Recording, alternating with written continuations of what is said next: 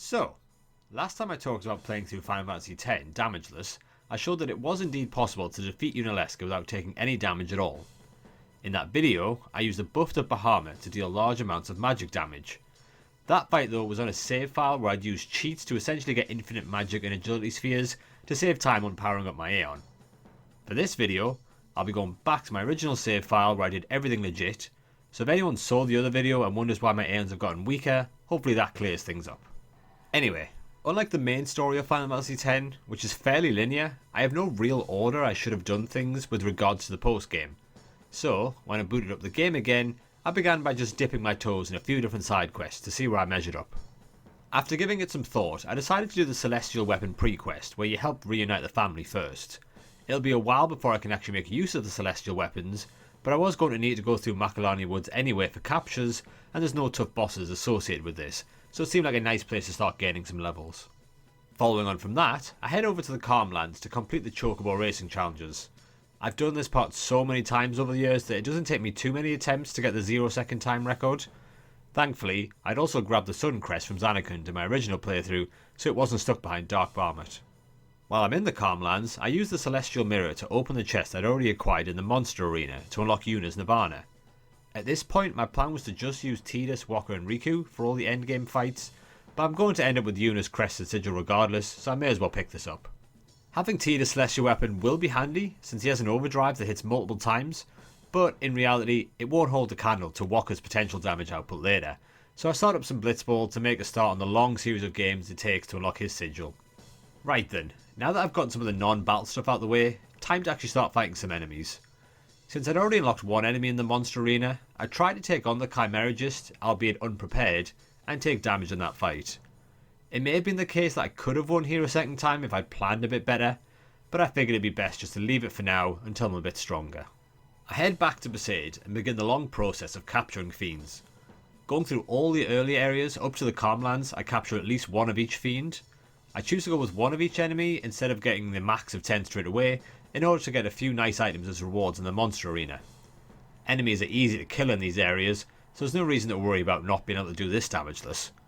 The only risk I have is being ambushed, so I make sure one capture weapon has the first strike customised onto it, so I can just flee if I get caught off guard. As I pass through Macalania Woods, I make sure to speak to Once and pick up some 4-slot armour. Typically when I play, one of those slots is reserved for Auto Phoenix or Auto Potion, but by definition of this challenge, I won't be able to make use of those abilities. It would be nice to just continue capturing in the later sections of the game, but my strength hasn't been scaling as fast as I've moved from area to area, so I need a way to get AP faster. Now anyone who's completed the post game of Final Fantasy X before has probably used the Tomberry or Cacta methods. For those of you who don't know, this is a way to level up very quickly by intentionally taking a lot of damage. Unfortunately, that's a no-go in this challenge, so I wanted another method, and I thought I had come up with a good solution for this issue. Because I've captured at least one of every enemy in at least 6 areas, I'm rewarded with 99 doors to tomorrow, meaning I can add overdrive to AP to quite a few weapons. I then jump into some battles where there's no threat and start spamming the move Pray over and over again. My health is full, so there isn't actually any effect on the party, but doing so still counts towards unlocking the healer overdrive mode. My plan now was to take on a magic urn, which will not attack the party, have Riku cast Trio of 9999, and spam Pray with my party for an hour straight. After a ton of healing, I finally run away from the encounter, and I get next to no AP. I was under the assumption that it would work the same way as damage being converted into AP. If anyone knows exactly how the overdrive to AP mechanic does work, please let me know what I did wrong in the comments. Oh well, let's carry on. I head back to Besaid once again, this time with the intention of capturing 10 of every enemy in the area. I rinse and repeat this for the next few areas. This time though, I've added overdrive to AP on 2 of my capture weapons. Now, I say 2 weapons and not 3. I'm still too paranoid about ambushes not to keep first strike on at least one of my party members. Since Tidus will be falling behind a little, I relegate him to hasting Wakka and Riku so they can take down enemies even faster. Even against very weak enemies, overdrive to AP with the Victor overdrive mode provides a decent chunk of AP for each fight. This means when I finally finish capturing 10 of everything up to the Calmlands, I'm comfortable that the mid-game areas shouldn't give me too much grief. With the early game wrapped up, I move into the slightly tougher areas. Although the enemies here are still manageable to take them down quick enough to not take damage, I need to give things a bit more thought. For example, making sure to use a frag grenade on jumbo flans to help deal more damage. There's also the generic obvious things like making sure that if the fight has multiple enemies that I do focus on the faster ones first, just to make sure I can squeeze out every possible turn. Also, tank enemies that do take quite a few hits still typically have low speed, which I can exploit even further with moves like slow. After getting a bit stronger in those areas, I decided it's time to actually take on the Chimera just with a proper plan. Riku's still lacking a little in power at this point, so I have her focus on casting the null spells on the party as Walker and Tidus begin using quick hit repeatedly. Before that though, I have Walker use armor break to help my attacks deal a little more damage. The first attack Chimera just uses against me is Megiddo Flame, which we prepared for, so we're immune to that. Thankfully, this enemy's attack pattern is in a fixed rotation. That means I now know that the next attack will be one of Blizzerer or Thunderer. Having the Null Frost and Null Shock effects on the whole party gives me confidence that all three characters can focus on attacking, knowing I'm safe from either of the Chimeragist's attacks. I should also mention at this point, I'd given Walker's 4-slot armor I bought earlier the auto haste ability using the Chocobo wings I'd been rewarded for unlocking the Cactus King. The next attack I shrug off is Blizzerer, which has a nice bonus. Tidus is able to counterattack thanks to his celestial weapon. I continue to attack until Walker's final turn before the next enemy attack. This next one will be a physical attack, so it's not something I can just nullify. So I go all in with Walker's attack reels, which thankfully deals enough damage, and this gives me my first victory in the monster arena. Even though I'd been trying to cover as many early to mid game areas up until this point, there was one place I'd intentionally left out. With the exception of the sandworms, most of the enemies on Bicknell Island should be trivial to take down, but in the interest of killing two birds with one stone, it made more sense to wait until I was going to unlock Riku's celestial weapon. The weapon itself and the crest are simple enough to get a hold of, but getting the Mercury Sigil requires me to complete the Cacta Village side quest. Completing this means a lot of running around on the island, which is the perfect opportunity to have plenty of capture encounters, accompanied by guaranteed cactuars to capture. The sandworms I mentioned before are the only real enemies of interest here. If I attack them too many times, they will swallow and regurgitate party members, and this isn't an attack that can be blocked.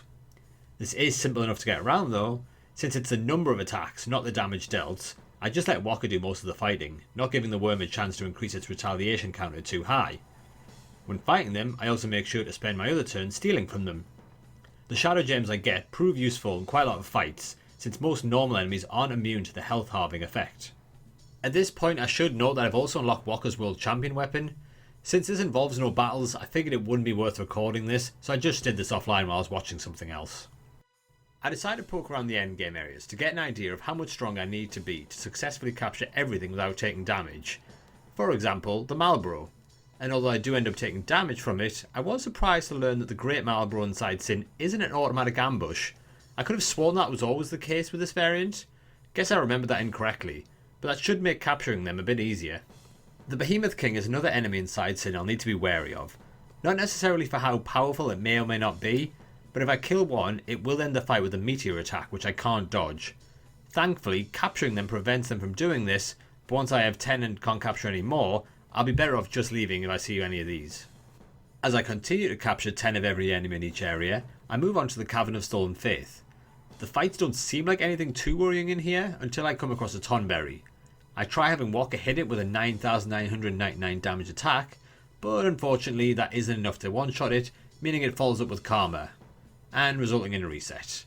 I'll have to be more careful with this enemy going forward. That's not the only thing I need to do in this cavern, however. As I make my way to the back of the cave, I have a different kind of boss fight that I need to take care of. There isn't too much to say about this boss fight though, since Walker has broken the damage limit. It's a quick win, but as anyone who has played Final Fantasy X before knows, defeating and unlocking this Aeon has the potential to completely change the endgame. Yojimbo's attacks are unlike any other Aeon. His attacks require us to pay him, and depending on how he feels about the amount we pay, different attacks will be used. The most important of these attacks being his strongest, Zanmato. This move will instantly kill any enemy, so this means that any fight where I can bring Yuna in, I have a win condition ready. Before I can use Yojimbo though, I need to pay him to join. After doing some haggling on the price to pay, I end things by offering him triple his asking price. This rewards the party with some teleport spheres. I don't exactly need these, but it may help speed up some of the tedious grinding later on. With this unlocked, I think now would be a good time to go over the rules of the challenge again. Obviously the main objective is to take no damage from any fight. Although I would technically not be taking any damage, I will try and avoid using Yojimbo as much as possible. So, in terms of how I'm going to approach each major fight, I will first and foremost try and defeat the enemy without taking damage and without using Zanmato. If this seems like it's going to be impossible, then I have two fallback options. I can either bring in Yojimbo and end the fight before taking damage, or, worst case scenario, I revisit the original rule I had to get around the Yunalesca fight. If I start and finish the fight with 100% health without ever using any healing, then I'll have to accept this is close enough to a damageless fight. Now for a while I've been gaining a decent number of levels capturing by using overdrive to AP on my capture weapons, but at this point I'd like to speed things up a little. Having locked the One Eye in the monster arena, I thought it was time to boost the leveling up process. The One Eye is one of the best enemies to have access to at this point, as it's relatively weak compared to the other species conquest enemies and drops potentially the best equipment when it comes to stat grinding. It's not a freebie fight just yet, but Waka using his attack reels with his celestial weapon equipped means I do have a reliable way to take them down before they can get an attack in. Despite the different possibilities for item drops here, it isn't too long until I get the triple AP weapons for the relevant party members, which I immediately add overdrive to AP to. I continue to fight the One Eyes to get easy chunks of AP with the Victor overdrive mode, but also the unused weapons they drop sell for a pretty high amount. With plenty of change in my pockets, I briefly move over to the Sandworm and proceed to bribe them. This completes the trifecta of power leveling items, since the winning formula I acquire here means I can add triple overdrive to my weapons that already have triple AP and overdrive to AP. I head back to Gagazet, using two characters with overdrive to AP weapons while the other one uses a capture weapon. With how quickly I'm able to gain levels, the enemies in Gagazet and Zanarkand are now easy enough to take care of. Honestly, the bigger issue at this point was having enough spheres available to continue to activate nodes on the board. After capturing 10 of every enemy in those two areas, I figure I'll need an even bigger boost in power for the final few areas, so I'll make my way back to the monster arena. In terms of capturing in those areas, I don't exactly need an in-depth plan, I just want to hit harder and move faster, so my goal is to farm a few strength and agility spheres. I start off by fighting Juggernauts. It's an armoured enemy, so my normal attacks at this point will just bounce off it. I could use Armor Break to get rid of the armoured status, but that only has a 50% success rate. However, if Riku mixes two ability spheres, she can create a frag grenade, and that gets rid of armour with 100% effectiveness. With the Juggernaut exposed, I can just start hacking away with Quick Hit. I can't actually defeat it before it takes its first turns, but fortunately it will spend an initial turn just charging instead of attacking. The extra turns gifted to me mean I can continue to attack and take it down before it takes a second action. The agility spheres turn out to be a little more trouble. Fenrir, the enemy that drops those spheres, is much faster than Juggernauts, so I can only get a few attacks in before it takes its first action, and on top of that, it won't waste its time charging. With the few turns I have available, I try going all in with attack reels and slice and dice, but it isn't even enough, and I get attacked, forcing a reset. I'm not majorly concerned though. I was pretty sure that Fenrir doesn't have massive health, so I was probably close to defeating it there. I jump into the sphere grid and place all the strength spheres I just acquired, activate them both for Walker and Tidus, and jump back into the fight. I follow the exact same plan again, spamming the overdrives, and it turned out my hunch was correct.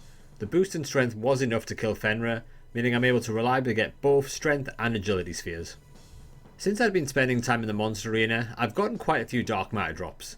Eventually I'm going to have captured 10 of every enemy in the game and be rewarded with 99 dark matters. This means that any that I already have will go to waste, since 99 is the limit of any item that can be held. With this in mind, I decided to start grinding for more dark matters so that I can customize some equipment to use up my supply of them. One Eyes are quick wins, so it's probably the most efficient way to try and get the rare dark matter drops. The slight problem with that is that the regular magic defense drops aren't that much use to me, so I decided to fight a combination of One Eyes alongside the Juggernauts and Fenrirs I'd been fighting up until this point. My initial instinct was to use the dark matter to create some ribbon armour. It's usually my, and I assume most players, go-to for the best armour, and don't get me wrong, I will come back to that later, but I have something more urgent I need for now. I buy a second capture weapon for Waka and use its customization slot for the break damage limit ability. With this upgraded capture weapon in hand, I move to the final few areas I haven't completed my captures for yet and make quick work of the enemies there, since I'm now able to deal 99,999 damage. In particular, this makes enemies like the Tonberry and Master Tonberry much easier to capture, since they don't get a chance to counter me now with their karma attacks. Speaking of the Master Tonberry, there is technically one optional boss in the Omega dungeon that I haven't taken on yet. I make my way through to the back of the dungeon and come across the Omega weapon. Now at this point, Omega is not exactly the strongest boss, but I feel like this video wouldn't be complete if I didn't cover every optional enemy. I hack away with Quicket as per usual, but I bring in Chimera just before defeating it to give him a chance to learn Nova. I'll probably never actually use it, but this fight was under control, so I figured why not pick it up. And with that, every enemy has been captured 10 times, which means I unlock a fresh set of dark matter. Since I'll mostly be relying on the celestial weapons now, I don't need to make any more break damage limit weapons, so this time I customise Walker's auto haste equipment to have ribbon on it too. On top of Walker, I also buy 4 slot accessories for Tidus and Riku, after which I take on the Machias in the monster arena. Bribing one will reward me with about 70 chocobo wings. Fighting one ice for so long has left me with a ton of equipment I can sell, meaning I have more than enough money to make multiple bribes. With that, I can give all 3 of my main party armor with auto haste. Now that I'd unlocked everything in the monster arena, there was one other thing I thought would make sense to do before tackling these fights. Yuna still doesn't have access to all of the Aeons yet, but for completion's sake, it seemed only right to collect them all. If nothing else, the battles with Belgemine could be seen as fights I need to complete in order to truly consider this challenge complete. So first things first, I make my way over to Barge Temple. The GSK is completely trivial at this point, as Walk is able to take it out with one hit. I head into the temple ready to unlock Anima, but quickly realise I didn't get the Destruction Sphere from Zanarkand. This is easily remedied though, since the trial for Zanarkand itself doesn't actually have any required fights. So I briefly head back there to take care of that. With that issue resolved, I head back to Barge Temple and pick up my next optional Aeon. This left me with only the Magus Sisters left to unlock. This meant I would have to go through an Aeon Gauntlet at Remium Temple. I take on the first few Aeons, but as Anima is fighting Shiva, I notice I'm just scraping by wins before Belgamine's Aeons can get an attack in. This probably means that as I move on to the Aeons with much better stats, I'm probably going to fall short. My best bet for now will be to cut my losses, leave the temple, and work on getting Yuna stronger. By extension, her Aeons will as well. I'm at the point now where all I've got left to do for my other characters is to just grind enemies in the monster arena that have good sphere drops. I can spare a turn or two, especially against the One Eyes, so where possible I bring in Yuna to take a turn, meaning she'll get AP after the fight ends. Before I really dive into that though, I think it's time to try my hand at a Dark Aeon. Dark Veilfor is not on the same level as the other Aeons, so I thought I might be able to put up a good fight against it at this point. My accuracy isn't the best, so my regular attacks miss a few times, but I can see the damage output on the attacks that do land is quite high. I can ignore the accuracy here though, by just having Walker use attack reels. The damage of each individual attack is reduced a little, but 12 guaranteed hits is enough to finish the fight, and I can cross off one off the list of the Dark Aeons. Returning to my main objective, I head into the monster arena and try to take on the Kotos. This is one of the enemies that drops a large quantity of items when defeated, so I thought it would be a good one to use the distill items on in order to quickly replenish any regular spheres. Despite Walker now dealing max damage with his attacks, it isn't enough to one-shot the enemy, and he gets counter-attacked. After resetting, I try again, but this time with attack reels, and the combined damage from the multiple hits is enough to take it down and not take any damage in return. Now that I've established I can replenish the spheres easy enough, I need something to actually use them on. It feels to me that accuracy is probably the next most important thing, now that my party has the potential to hit hard, so I look to the Hornets. I'm a little paranoid in my first fight against it that I would struggle to land enough attacks, so I use the old reliable of having Walker attack reels it out of existence. But, after I equip Tidus and Riku with their celestial weapons too, the amount of damage I can do before the Hornet attacks really ramps up. I'm not still landing every attack I can throw at it, but I seem to be able to get enough in that it's consistent enough even if there is a miss here or there.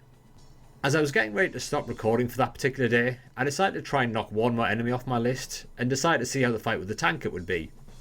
As you can see from Walker in particular, it's quite bulky, so none of my party can hit it for the max 99,999 damage, but on the plus side it's pretty slow and doesn't have the best evasion.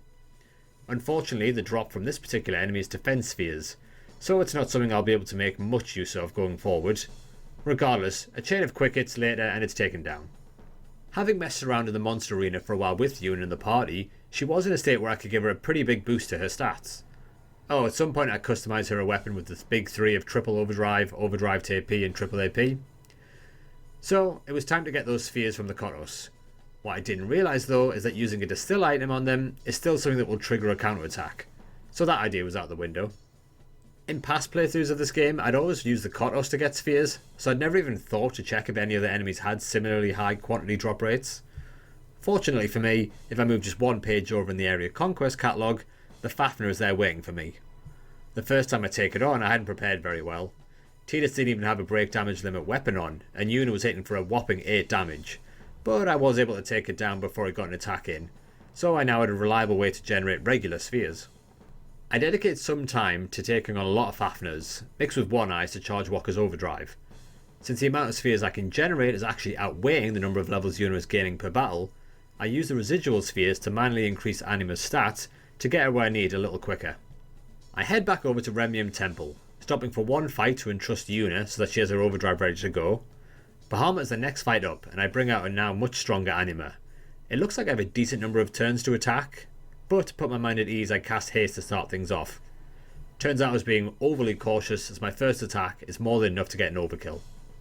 Yojimbo is up next, and while it doesn't exactly have very high health, its higher speed and evasion does concern me a little. Once again I cast haste assuming I'm going to miss some attacks, and as I see my first 2 fail, I decide to switch to using Pain. This attack eats up my remaining actions before Yojimbo, but since I'm pretty sure it can't miss, I'm more than happy to make that trade to get the win. Next up, it's my turn to fight Anima, and since the game doesn't allow for Aeon mirror matches, I decided to go for Bahamut. Since I didn't use any of my spheres to level it up manually, I thought it would be best to grand summon it so I could get the extra power from its Mega Flare. Turns out though that the training from Yuna was more than enough, and I take Anima out in just 2 regular attacks. Finally, I make my way to the back of the temple to unlock the Maga Sisters and proceed to take on Belgamines. I actually tried this fight initially with Anima, and although I only had 1 action to take before the sisters attacked, I noticed that there was always a magic attack and a physical attack which Anima could dodge. So in theory I could have used my 1 action to set up a reflect and maybe avoided all damage with a chance to attack again. That said, I still had my unused overdrive left on Bahamut, so I decided to just bring him in and take on all 3 Aeons at once, completing this particular side quest. With that victory under my belt, all I have left to take care of is the Monster Arena and the Dark Aeons. I say that's all as if it isn't much. It's just nice to know that I have all the extra distractions out of the way. Anyway, with not much else to do, I get started on the Arena Conquest enemies, since these should be the easiest of the remaining fights. First up is Stratoavis. Just looking at the turn order on the right hand side of the screen, you can see I have plenty of time, and so a flurry of quick hits finishes it off with no need to worry. Next up is the Malboro Menace. Famously, Malboro enemies can be quite tricky to deal with, this fight being a good example of that since we start things off with an ambush. Thankfully, at this point in the adventure I'm completely prepared. I give Tidus his first strike weapon instead of his celestial weapon and switch in Wakka straight away. 1 turn is all he needs to deal over 1,000,000 damage with attack reels for the easy overkill. I'll group the commentary in the next 2 fights together since the battles basically look identical. I go back to the regular setup for the party to take on the Cool Regina and Jormungand. These are simply 2 more fights where my party stats are more than enough just to attack away. In fact, at this point it was probably a waste of time even selecting Quick Hit, when regular attacks would have been plenty. I do apologise if some of these fights aren't the most interesting. I probably should have spaced some of these out while I was levelling up, and maybe then there would have been more nail biters. Oh well, things will get more interesting. Moving on to the Cacto King, it's finally time to deal with my frustration about not being able to use the levelling trick. That whole method is about taking damage from its attacks. This includes its counter attacks. The high evasion and low HP meant this is a prime candidate for an attack reels kind of fight. Espada was a little more interesting since my first regular attack from Wakka was countered. This time however, Wakka was able to evade the attack. This did catch me a little off guard because I wasn't sure counter attacks could be dodged. This filled me with a little more hope for the rest of the challenge since I hadn't considered dodging these high level enemies' attacks. The Abyss Worm is another standard affair. I didn't check beforehand, but I imagine much like its Bicanel counterpart, its health is probably on the higher end, but the quick hits give me plenty of time to take this out with no issues. Much like the Cactar King, the Don Tonber is another enemy that would usually be used for the AP grinding trick, so similar to that fight, I don't want to stick around any longer than I need to. 1 quick attack reels, and that's the last time I need to worry about karma for the rest of this challenge. Now it's time for the Catobal Pass, and this is where the challenge falls apart. I can easily enough hack away at it with quick hit and get plenty of attacks in. It doesn't counter attack or anything, but what it can do is much worse. Landing the killing blow doesn't immediately end the fight. Unlike the Behemoth Kings inside Sin, I can't capture this enemy, and so there's nothing I can do with the ultimate spell it casts at the end. I could tell that one was going to be tricky, so I decided to leave it until I dealt with the rest of the enemies in this section. Moving on to the Abaddon, it looks like it's prepared to deal with various magic attacks, but for my current setup I can just ignore its buffs. A few quick hits and I'm moving on. Vauban is the last enemy in the area conquest, and this one's a little trickier. After each attack it has a chance to counter with mortar. Unfortunately, from what I can tell looking it up online, there's no way to manipulate when it uses the mortar attack, so some luck will come into play if I wanted to take it down with just regular attacks. A few failed attempts later and I decided to make things simple and default to attack reels. So, barring one enemy, that's the area conquest taken care of. After doing a bit of research, I learned that if you take down Kotobo Pass with a counter attack, it won't use Ultima. This begged the question, could I counter an attack that had done no damage to my party? I know two of its attacks are flare and a regular physical attack. I jump into another fight where I have my party cast Reflect, hoping to deal with a potential flare usage, and cast Reflex multiple times, hoping that would make it possible to dodge the physical attack. When it comes to it though, the physical attack still lands, so I think maybe I need to work on my evasion and luck stats. In another fight, I'm able to get Reflect on Tidus, and the first attack the enemy uses is Flare. Sadly, although the damage is reflected, the magic counter on my Celestial weapon doesn't seem to kick in.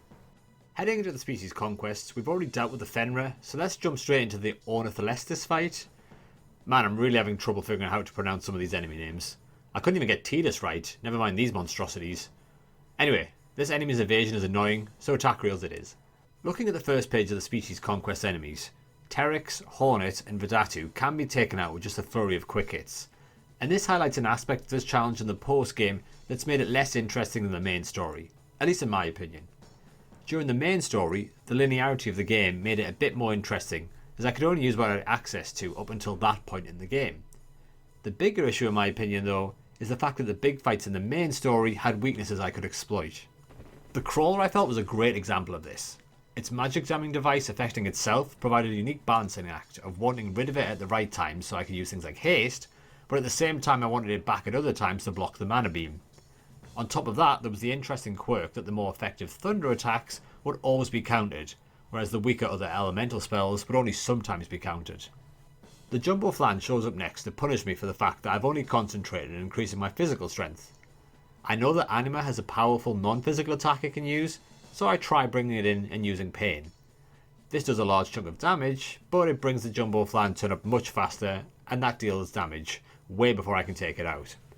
I did expect this one to be an issue, so I decided to just leave this fight alone for the time being and deal with it when I'm stronger. The Nega Elemental is another one where stronger magic would be preferable. This enemy isn't immune to physical attacks, but it will counter any physical attack with Ultima, a magic that I cannot give myself immunity to.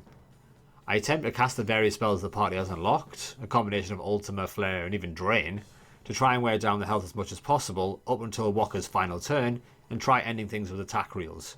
Unfortunately, even this isn't enough to end the fight. This is another one where I decide to leave for the time being and come back to it when I'm a bit stronger. Or normal. Sleep Sprat on the other hand returns to the kind of enemies we want to see. Even more so than usual actually, since a single hit is enough to end this one. Bomb King seemed like it would be another pretty easy win, and in reality it was just that, but there was a brief moment of panic when I saw it expand for the first time, not knowing how long I had before it was forced to blow up, but in the end it was taken out quick enough, so moving on. The final enemy in the species conquest is the Ironclad. It counters my physical attacks, but at the same time I'm able to evade its physical attacks and counter. I probably can't defeat this enemy just yet, but I can see this being doable after a bit more leveling. In the meantime though, I moved on to the original creations. I suspected nothing would be winnable at this stage, but worth taking a look at what I've got to come. Earth Eater counters any attack I use, so that's out of the question for now. I can deal a lot of damage to the Greater Sphere with attack reels, but it follows up with a Hydraulic Press, which can't be dodged, and counters magic with Ultima. Thuban seems like an absolute nightmare to deal with due to its Condemn counterattack. Now Nesslug. This boss surprised me a little. I noticed at the very start of the fight that this enemy isn't particularly fast, so I have plenty of time to chip away at its health with quick hits, and it doesn't even counterattack. As I get close to my last attack, I have Tidus go for a big slice and dice overdrive, forcing Nestlug to retreat into its shell. Thanks to this, it wastes a turn using Curiga, restoring just a small chunk of the damage I've dealt so far. This is where I thought I'd run into issues. The Nestlug has a regen effect healing at every turn, and I was concerned this would outpace the damage I was dealing. Turns out though you don't really need to worry about regen if you can just crack the shell in one turn with attack reels. With that part of the fight out of the way, I returned to using quick hits, and even for some insurance cast and trust with Riku to make sure Wakka has another chance to use his overdrive. I was being overly cautious though, since my regular attacks are enough, and I take down my first original creation. With an idea of where I stood against the monster arena enemies, I once again began working on my party stats. Based on what I'd seen so far, I thought it'd be best to focus on evasion for now, so the Terror's slaughter got underway. I keep Yuna in the party to help her continue to gain levels while collecting evasion spheres, and as the other party members got close to covering the whole sphere grid, I bought a bunch of clear spheres. As I moved around the grid for a second time, I focused only on getting rid of the +1 and +2 stat modifiers, and I would only do that if I had the same type of sphere available to replace it. This was purely to make sure I didn't accidentally remove too many of a particular stat that I couldn't make up for later. All this grinding meant Yuna could hit decently well at this point, which meant very good things for her Aeons by extension. Strangely though, she still doesn't have access to any useful overdrive modes, since fights in the monster arena don't progress the unlocking requirements. It seemed fitting therefore to have Yuna return to her home of Besaid to help rid the island of the fiends on the road and unlock the Victor overdrive mode. With Yuna ready to help out, all that was left was to commit to levelling up now and try to max out the party stats. I take a look at the sphere grid and try to estimate how many of each sphere I would need to max out the important stats. Once I had these numbers in mind, I started fighting the creations I knew I could beat at this point to get the required number of spheres. The problem I had was that there was still some stats I couldn't get spheres for, so it was time to go back and work out what I was going to do about them. First up was the issue of increasing my party's magic. In order to increase this stat, I would have to defeat the Jumbo Flans. The problem with that is that the Jumbo Flan is immune to physical attacks, meaning it will most likely come down to magic to defeat it. This would probably mean I'd need to squeeze out every bit of magic I could from the default sphere grid nodes and hope it was enough. After some prep, I found something that seemed to work. The Flan has a permanent state of reflect on it that can't be dispelled, but it can be afflicted with a slow status. To take advantage of this, I cast Reflect on a party member and bounce slow off them to buy myself more turns. As tricky as this fight was going to be, there was one thing working in my favour a little here.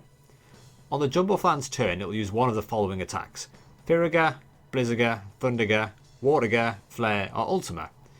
By having Riku use a mix overdrive to cast Ultra Null All at the start of the fight, I have a 2 in 3 chance to ignore any damage done. That's enough about how I intended to avoid damage. Let's talk about how I actually inflicted the damage now. It makes sense to use the strongest magic available, and since my party have also learned double cast, I can hit the Flan twice each turn with tens of thousands of damage.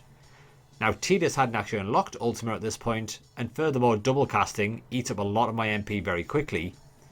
A nice workaround for that though is using Copycat. This costs a lot less MP, and Tidus actually does have access to it, so it's a nice, cheap and accessible way to deal large amounts of magic damage. If for some reason you're looking at my stupid face instead of the gameplay, you may notice I'm concentrating a little more on this particular fight. The choice of the attack from the Flan actually changes when its HP is below 50%. At this point it'll only choose between Ultima and Flare, neither of which I can negate the damage of. My strategy therefore was to deal damage to the Jumbo Flan up until it had just over 50% of its health remaining.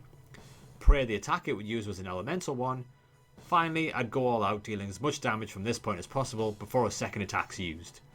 Since the odds were in my favour, it didn't take too long to get an attempt where this worked out, and thankfully my party was strong enough to end the fight before any follow-up flares or ultimas were used. As much as I was pleased to have another tricky fight ticked off, I would need to do this fight multiple times since I needed high magic for other upcoming fights. As time went on, I began to incorporate Anima into the fight. My party wasn't dealing max damage yet, but as each fight drew to a close, Anima's pain would deal 99,999 damage, saving a little time. Greater Sphere was an enemy that had a similar issue to the Jumbo Flan, in that regular attacks will be counted, but this time magic attacks will also be counted. That said, this is only the case when casting directly on them. Opening things up by casting Reflect on Waka means I can bounce my magic attacks at the Greater Sphere without fear of being countered. I can't go with the most powerful spell Ultima here though, since it damages the whole party and will therefore not be reflected. Flare probably doesn't deal enough damage, but it's doing a pretty good job of dealing chunks of damage. Thankfully, as the sphere's first turn nears, I can resort back to using attack reels this time to deal the remaining damage. Catastrophe was a surprising fight. I remember fighting the Sinspawn boss back in Kilika and having lots of difficulty with it. It was only when I realised Velfor could delay its turns with sonic wings that I was able to come close to defeating it. I thought since this was the super boss version of that fight, there must be something I'd have to look out for. But thankfully for me, my very high strength stat was all that really mattered. Quick hit and attack reels once again dealt with this fight nicely. On a roll with crossing off the difficult boss fights, I move on to the fight with Earth Eater. We have another counter-attacking enemy, but this time the way around having a counter is to just hit it really hard. If the enemy's knocked on its back, it won't counter the attack that knocks it over. The problem with this is that the damage threshold to knock it over is 100,000. This means that no normal single attack will be enough to knock it over. On top of that, for whatever reason, attack reels won't knock it over in one, even if it deals more damage than is otherwise needed.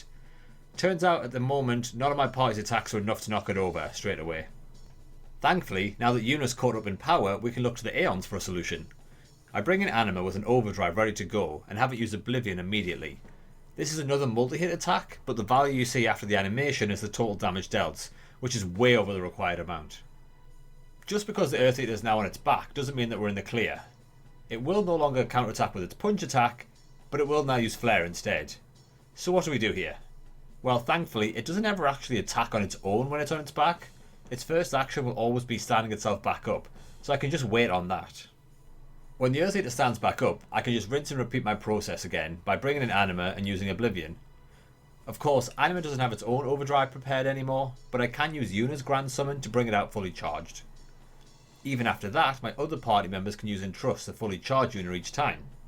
This process works excellently for the fight, but notice the damage Anima's overdrive does each time. It's a good thing Earth Eater didn't have too much more health, since using this strategy, I can only use an overdrive a maximum of 8 times, one for each party member, and the one that Anima itself started with. Anyway, on the bright side, not only can I cross another original creation off my list, with Earth Eater and Greater Sphere defeated, I can collect Fortune Spheres and increase my party's luck. I don't plan on maxing this stat out, but I will need it to be a little higher for an upcoming fight. Oh, and to those of you who commented multiple times about it, I finally listened to you and changed my cursor position to be on memory, meaning that in fights where I'm using the same move over and over again, I don't need to keep scrolling through the menu to find what I'm looking for. This and learning I can soft reset the game made progress so much quicker in these grindy sections, so thank you for informing me. All the success with original creations, I'd forgotten that there were other enemies in the monster arena I still needed to defeat. I moved back into the species conquest to take on the Negro Elemental. When I'd fought it earlier, my party was really only built for physical attacks and these were countered. This isn't the case with magic attacks though, and my party now is much better equipped to hammer away with Ultima. With plenty of turns at my disposal, this fight is now a mindless task of repeatedly using the same move over and over again. Apologies for the extremely sped up footage, by the way. I'd like to preserve the entire fight to prove I didn't take damage, but because I'm just spamming the same move over and over, there isn't too much to commentate on. After plenty of magic based fights, it was time to get back to physical attacks. The Ironclad, as alluded to earlier, is an enemy whose attack you can evade. At this point in the game, I've actually maxed out all 3 characters' evasion. It's still an armoured enemy, so I do need to start things off with a frag grenade. After this though, I can just use quick hit as much as I want, since every counter attack will miss. At least I think it's every counter. I don't actually know if it's just a high probability or a guaranteed thing, but it works out well for me. Finally, for Walker's last turn, I switched to attack reels for another win in the species conquest. I was running low on the number of enemies left in the monster arena to fight, but my party's accuracy was very high at this point. Combine that with the increase in luck I'd gotten from the Earth Eater and Greater Sphere, it seemed the largest hurdle to beating Dark Shiva had been overcome. She has quite low health, so even though her high speed meant I didn't have many turns, just a few quick hits that actually land, followed up with an attack reels, means another Dark Aeon is taken care of. I was running out of ideas for the remaining enemies, but I knew I had a last resort if needed. Going back to the Kotobo Pass, I tried a lot of different methods that had worked on previous enemies. Finishing off with reflected attacks didn't work, reflecting its magic didn't work. Regardless of how high my evasion was, I couldn't evade and counter its physical attacks, so every time my party took damage from Ultima. Oh, as a quick aside, for some reason I tried to have Lulu take it down with a Fire Fury, which obviously did next to nothing, but the footage of me spinning the controller to use said Fury was just another way this boss continued to humiliate me. As for the Ultima Buster, it was simply a case of its massive HP being just too much for my party to get rid of. The heads and arms can be taken out easily enough, but I just couldn't see a path to victory for the body. I couldn't see any way around this fight, so for the first time in this challenge, I brought in Yuna and called in Yojimbo. Handing him a decent amount of money and a full overdrive means Ultima Buster is taken down immediately with Zanmato. For now, I wanted to give Kotobo Pass a little more time, but at least I could always come back to it with Yojimbo if nothing else works. The only enemy left available right now is Shinryu. Once again, the ability to counter any action that's taken upon it has me completely stumped. As far as I'm aware, this is the only fight in a no sphere grid run that's thought to be impossible, so I wasn't too hopeful that there'd be anything that would work here. After some trial and error, I accepted defeat. The only thing I could think to do was use the same roundabout logic I used against Yunalesca originally. If I end the fight with 100% health without healing, I'll accept this as being good enough, I guess.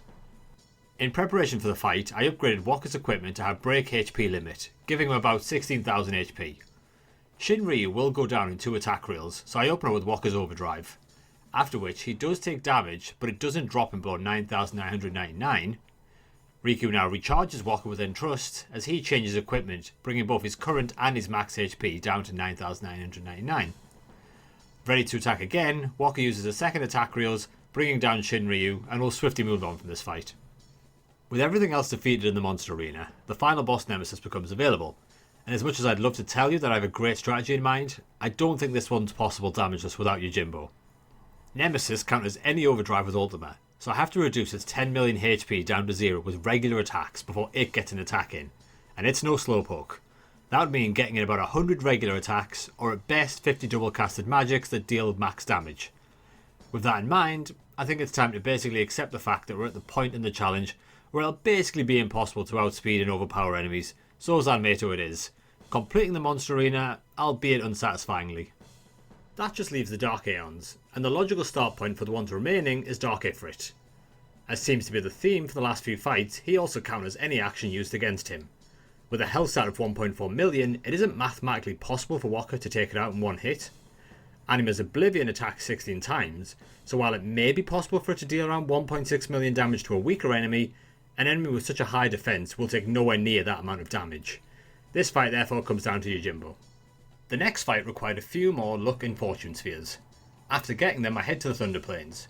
Dark Ixion is a 2-part fight, and typically the first part is usually considered to be the harder of the two. That's probably because in this phase it'll counterattack much like Ifrit. The difference from Ifrit though is despite its very high accuracy, a high enough evasion and luck will mean my party can actually dodge every single counter. I'm not out of the woods yet though, since on its attack turn it'll use Thunderja, a magic attack that I cannot absorb or be immune to. In an attempt to squeeze out as much damage as possible, I have the party use Quick Hit as usual, but then as Ixion's attack draws close, I have Riku use Quick Pockets.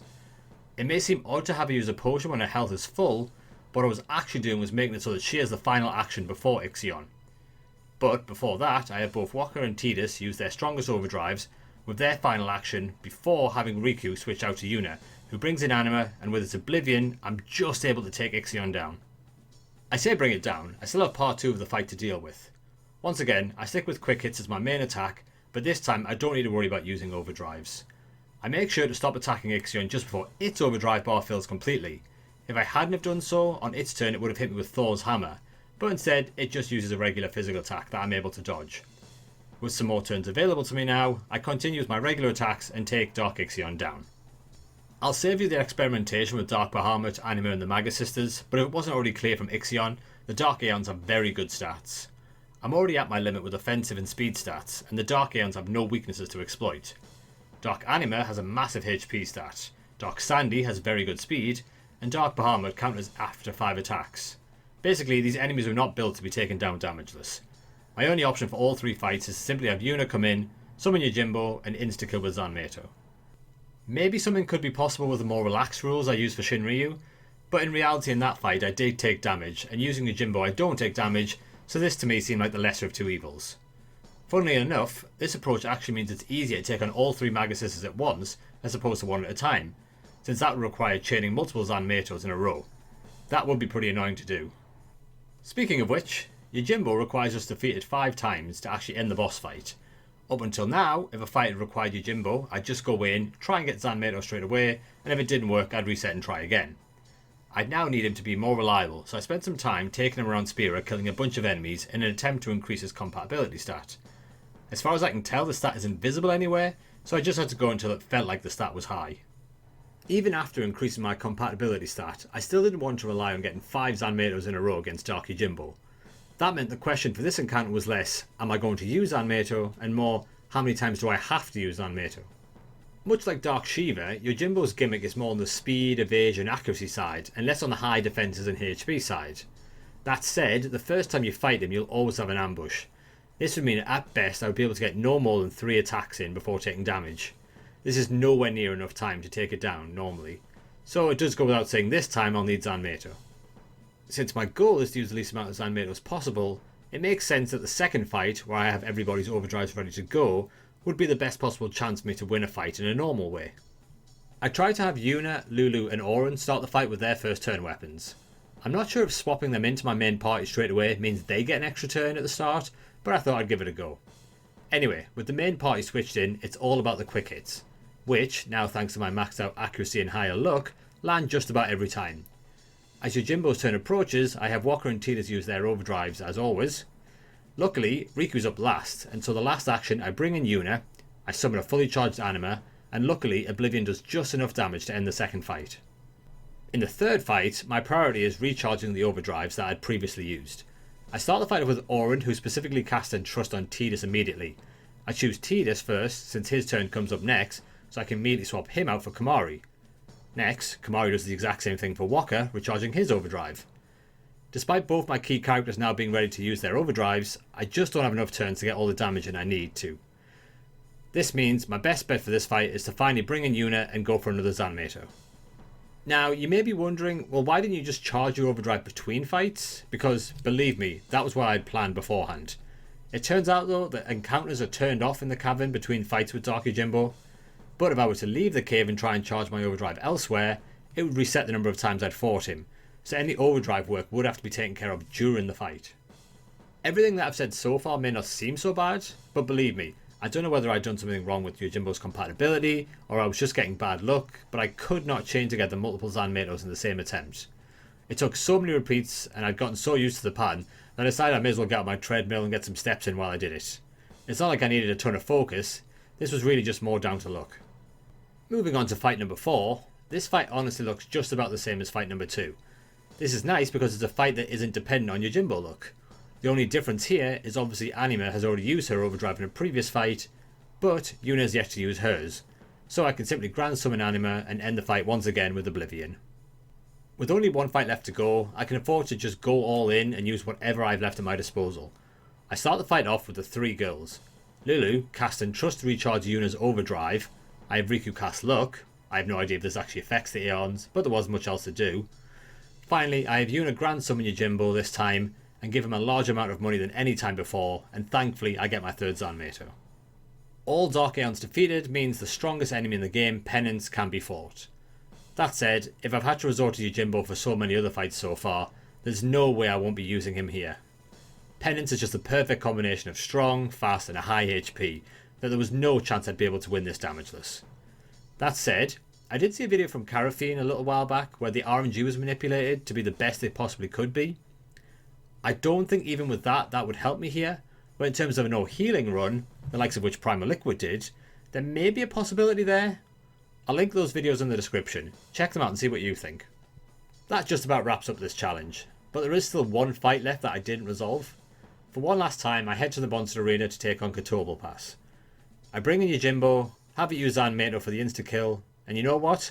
Ultima is still cast afterwards. So, to answer the question, can you beat the Dark Aeons without taking damage? The answer is, yes, of course you can, with a cheesy 1-hit KO attack. But to answer the question for the rest of the post-game, I'm going to have to say no. I'd love to be proved wrong. It seems a shame 1 or 2 fights spoils it all. But for now, thank you all so much for watching. Let me know in the comments if you have any better strategies for any of the fights in this video. But for now, I think I'm going to try some other challenges and some other games, and hope to hear from you all there too.